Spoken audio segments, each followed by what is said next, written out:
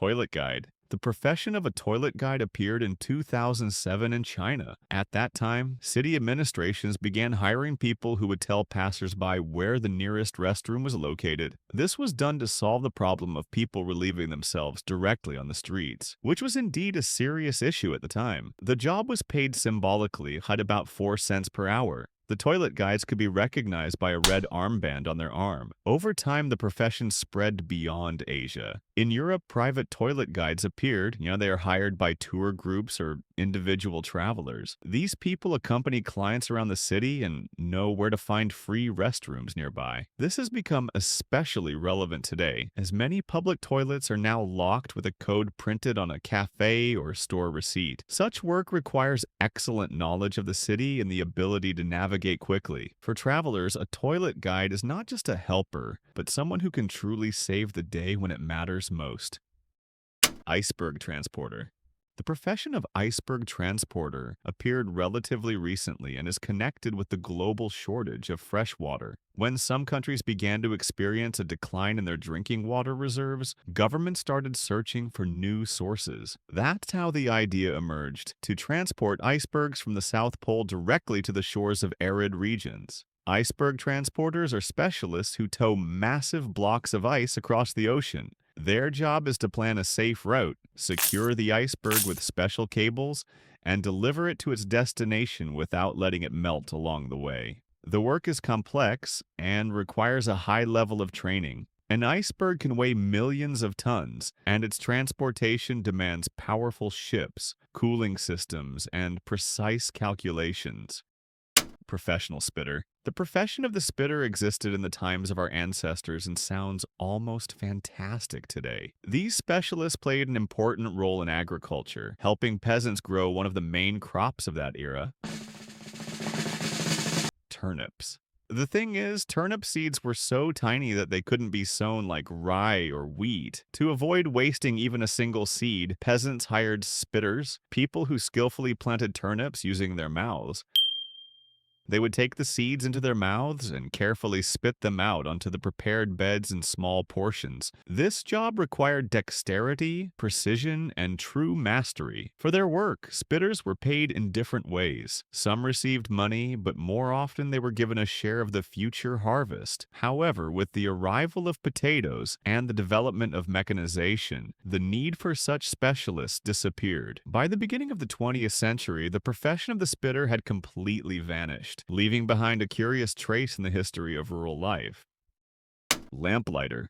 The profession of the lamplighter emerged in the 18th century with the introduction of street lighting systems in cities. Each year, the number of street lamps increased, and specially trained people began to monitor their proper functioning. Lamplighters played an important role in ensuring the safety and comfort of residents at night. The main duties of lamplighters included filling lamps with oil or kerosene, adjusting wicks, and performing regular maintenance. For their work, they used ladders and long poles to reach lamps at significant heights. In addition, lamplighters carried a set of tools necessary for minor repairs and equipment upkeep. Initially, the job was given to strong and resilient people capable of tending dozens of lamps in a single night and working in any weather conditions. As cities grew and the number of lamps increased, the profession required not only physical strength but also attentiveness, precision, and responsibility. With the advent of electric incandescent lamps, lamplighters remained in demand, as switching on and checking the lighting was still done manually. Only with the introduction of automatic lighting systems did the need for the profession disappear. Today, the memory of lamplighters is preserved. Monuments have been erected in many cities, and their work has become part of the history of urban lighting development.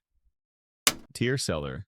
The profession of the tear seller dates back to ancient times in Egypt, Rome, and China. Back then, special people were hired to cry at funerals. It was believed that the more tears were shed, the greater the honor paid to the deceased, and the higher the family's social status. The job of a tear seller was to create an atmosphere of mourning. They would cry, lament, and sing funeral songs. Often they used special vessels called lacrimaria, where they symbolically collected their tears. These vessels were then placed in the tomb alongside the deceased. Payment depended on the family's wealth. The more noble the family, the more they paid. In some countries, mourners were compensated with food or clothing instead of money. Despite the apparent simplicity of the job, a good tire seller had to be able to express strong emotions and evoke a sense of sorrow in others. Over time, the profession nearly disappeared, but its legacy remains. In some parts of Asia and Africa, professional mourners still exist today, invited to traditional funerals to maintain the atmosphere of grief. Thus, a profession born from ancient rituals has become a symbol of the human need to express emotions, even through others.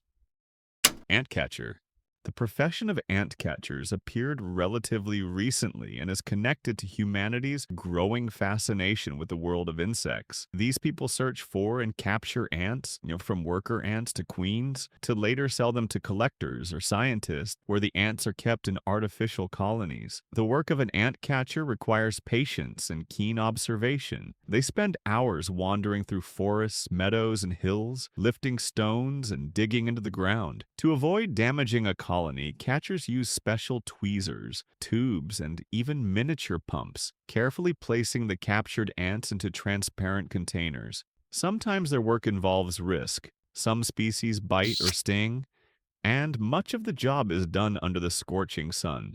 In many countries, the capture of wild ants is regulated by law, especially when it comes to rare species. Despite the challenges, ant catchers find their profit in money. A captured queen can sell for $20 to $200, while rare species can reach $500. An experienced catcher can collect several colonies a day, earning anywhere from $100 to $1,000. Today, the profession of ant catchers remains rare and almost unofficial. Pearl divers. The profession of pearl divers is one of the oldest and most dangerous in the world. Thousands of years ago, people dived into the depths of the sea in search of rare, gleaming treasures hidden inside oysters. Divers worked without scuba gear, only with a nose clip, a net, and a stone weight tied to one leg. The weight helped them descend quickly to depths of up to 30 meters, about 100 feet. Underwater, they could hold their breath for almost 2 minutes, while experienced divers managed up to 4. On the seabed, they gathered oysters into a bag, hoping that at least 1 out of 1,000 shells would contain a pearl. The job was incredibly dangerous. Divers suffered from lack of oxygen, cramps, pressure changes, and attacks by sea creatures. Due to pressure differences, many lost their hearing or damaged their lungs. After the invention of cultured pearls in Japan, the profession began to fade away. Today, pearl divers can be found only in a few places. For example, in Bahrain and Australia, festivals are held there, showing how divers still collect pearls the traditional way, on a single breath, without modern equipment. Pearl divers are people who can feel the rhythm of the sea and see beauty where others see only a shell. Well, thank you for watching my video till the end. Don't forget to subscribe, leave a like, and see you soon.